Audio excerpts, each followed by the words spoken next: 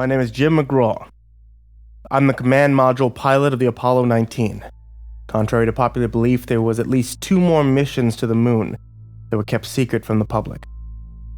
I flew to the moon on June of 1973, under the command of Commander Thomas Caird.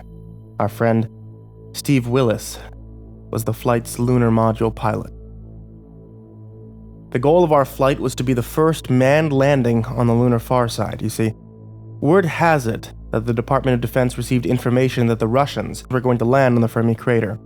So we made up our minds to beat them by landing in the Tchaikovsky crater, directly to the east of Fermi. Now, as the CMU, I have a boring yet crucial job in the mission. My purpose is to stay in orbit of the moon while Tom and Steve explore the surface below. Whenever I swing back to the lunar near side, I'll report to Earth on the progress, as we'll be out of direct line of sight with the mission control on the other side. Apollo 19 blasted off from Cape Canaveral on June 16, 1973, and made its transorbital interjection after orbiting the Earth twice. 4 days on the 20th, we entered lunar orbit. Tom and Steve flew down through the tunnel that connected the command module and the lunar module, sealing off both compartments and separating. After I checked the LM over through the triangular CM window, they began to make their descent. The procedure went rather smoothly, exactly as we predicted in the simulations. I watched eagerly as the LM slowly fell to the lunar surface. Soon my friends were out of sight. As they silently fell to the moon, I heard the excitement in their voices. The closer they got, the more tense they sounded. Eventually I heard the radio, a loud whomp. Touch. Engine shut down. For a brief moment, all was dead quiet. Then when they realized what they had accomplished, I heard my 2 friends burst out laughing. They had successfully landed on the moon. Within an hour, they had completed their EVA checklist, and they gave Tom a go for the first spacewalk of our mission. No time was wasted in opening the hatch. As Tom got closer to the surface while descending the ladder, he was silent. Soon he reached the footpad of the LM and stepped off onto the moon. Still, no sound was uttered. No poetic phrase. Nothing. Anxiously, I waited his report. Honestly, anything would have been fine to hear, anything at all. Finally, Tom said my name. Jim, do you copy? Yeah, Tom, what is it? I'm down. He said, not quite believing in himself. Wide-eyed, I stared at the last bit of Tchaikovsky as it disappeared over the horizon. I laughed and clapped my hands. Bravo, Tom. How's the weather down there? He chuckled a bit. Clear skies. No clouds. Bright sunlight everywhere. Within 10 minutes, I passed back over the near side, out of communication with Steve and Tom. Last report I heard, Steve was coming down the ladder and was going to do some exploring with Tom on the lunar rover. After the planting of the flag, of course.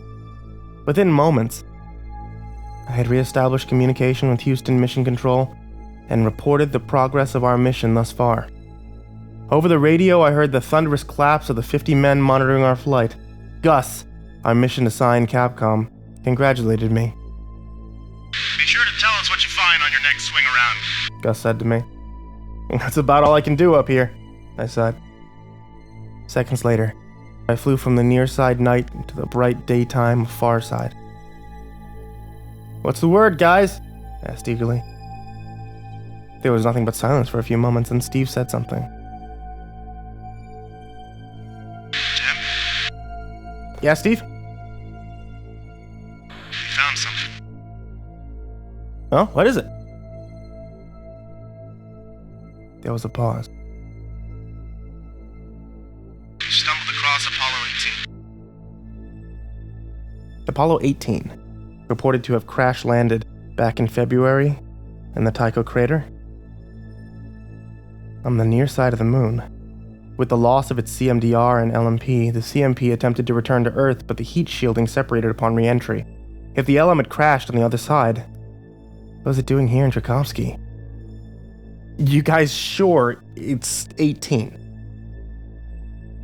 Pretty damn sure. We went inside to examine. Inside?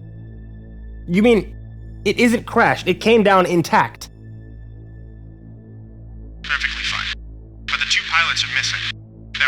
tracks lead somewhere deep into the crater. I think we'll follow. Tom said. It took me a while to process this bombshell. When my craft returned to the near side, I didn't know how to explain this find to Houston. What's the news from Tom and Steve? Gus asked. After contemplating what to say, I finally decided to be truthful. They found 18. Silence greeted this. A while later, he came back on. You're serious? Come on, Gus, don't play games with me. You must have known about this. How in the hell is something like that supposed to have crashed in Tycho, located on the opposite side of the moon? Another pause. Probably just a failed satellite, Jim. One that crashed. One of those early Canaveral jobs. I cut him off. Don't give me some bull excuse of the DoD. It was an LM. They are vastly different from any sort of satellite. Now talk! Radio cutoff was coming up in a few seconds. Right before I lost communication, Gus mumbled. I don't know what to tell you, Jim.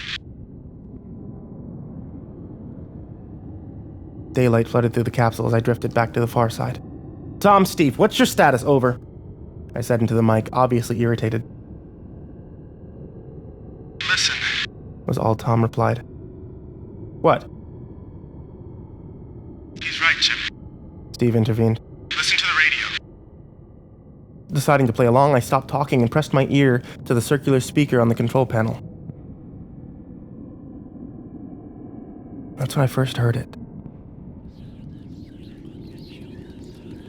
There was an absence of static, replaced by a nearly inaudible whisper, along with some sort of mixture of sounds ranging from clicks to crushing to smacking. The whisper portion of the sound hybrid was indecipherable in what it was trying to say. What on earth is that god-awful noise? I asked, shaking with fear. We're not too sure. But it started 20 minutes after you lost communication with us. Tom explained. Nothing much else had happened. When I was on the near side, 10 minutes after I became aware of the noise, Steve said, The rover tracks seem to be going over to that crater over there. as they neared the edge of the crater, the noise increased drastically in volume, almost to a high-pitched shrill. I covered my ears and gritted my teeth. What's happening? I screamed. The noise died down. As if the nearer we get to the crater, the louder the noise gets. Tom said. Where's it from, though? There's no sound in a vacuum, so it must be on the frequency. They had no answer for me. Soon, I was back on the near side. When Gus asked me for an update, I decided not to tell him about the noises. I told them that Tom and Steve were following the tracks of the previous astronauts, and that was that. Within 40 minutes, I was back on the far side, but something was different this time. Only Tchaikovsky was black. All other craters were doused with the blazing light of the sun. For some reason, this massive crater was jet black, darker than the night sky. It was supposed to be noonday on the surface there. Started as soon as you swung around the near side. Tom explained. We've been navigating back with lights on our helmets. We had to give up on searching for the crew of 18. The noise was still there. I looked down at the foreboding crater of night. It looked like a pit that led all the way to the deepest recesses of hell. I struggled to see the pinprick of light against the dark that would mark my friends, but nothing could be seen. It was like the darkness itself swallowed the light. I couldn't take my eyes off it, not until it swung out of view over the horizon. What's your status, 19? Gus asked. Tchaikovsky is enshrouded in darkness, I said matter-of-factly. Why? The telltale pause was back, then the bull excuse. Maybe it's some sort of light phenomenon. Like how the poles of Earth experience night for 6 months. I switched off the radio. Not long later, I was back on the far side. As soon as I entered range of communication with the ground crew, I heard heavy panting as if somebody was running frantically. Something was definitely not right. Tom? Steve? What's the matter? Tom's dead! Steve cried between gasps. They got him! They? Who is they? Things! The beings 8 feet high, they're blacker than the night shrouding us. These things rise up from the dust. They flipped the rover, they got Tom. Rise up from the dust. Ascending from the ground to kill us. I'm on my way to 18's LM. I'm a quarter of a mile away. I may make it. You're not making any sense. I was crying at this point from confusion and fear. What are they? Before Steve had a chance to answer, he was screaming. I heard him yelling, pleading, begging, whatever he had to tell them to leave him be. I listened as the thing tore his suit to shreds as oxygen escaped. I could discern some sort of sickening crack as well as the sound of ripping of flesh. The last thing that came in from Steve was his last convulsive sob, followed by a pop.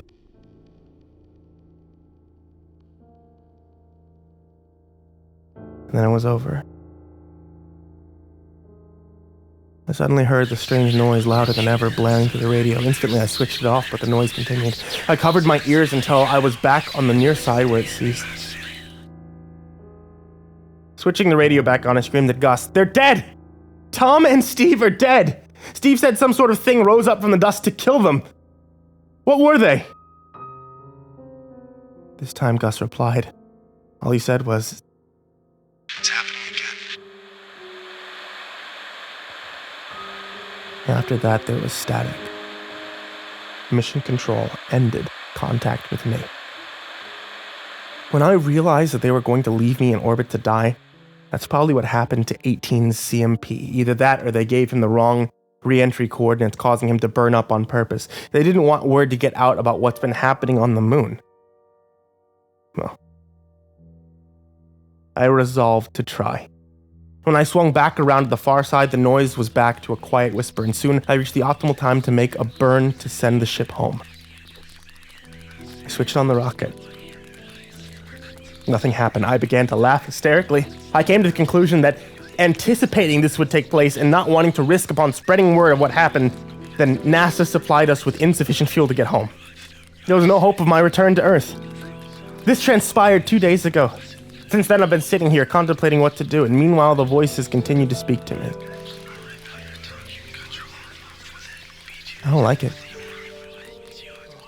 The words make more sense now. They tell me bad things. I don't know what's worse, the static from the near side, or the whispering voices, or the far side. Rather than prolonging this torture, I decided to open the hatch without my suit on, as soon as I finished this last recording.